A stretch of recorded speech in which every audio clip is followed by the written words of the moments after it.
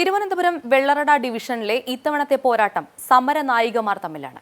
LDF, UDF സ്ഥാനാർത്ഥികളാണ് സമര പോരാട്ടത്തിന്റെ ചരിത്രവുമായി തെരഞ്ഞെടുപ്പ് ഗോദയിൽ ഏറ്റുമുട്ടുന്നത്.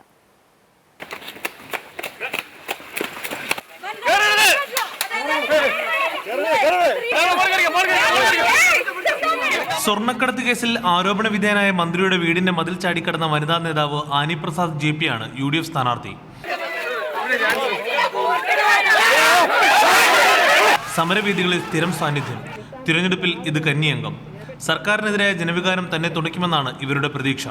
പന്നിമല മദ്യനിരോധന സമരം, സഹ്യപർവ്വത സഹന സമരം തുടങ്ങിയ പോരാട്ടങ്ങൾക്ക് നേതൃത്വം നൽകിയ ഗീതയാണ് വെള്ളറട ഡിവിഷനിലെ LDF സ്ഥാനാർത്ഥി.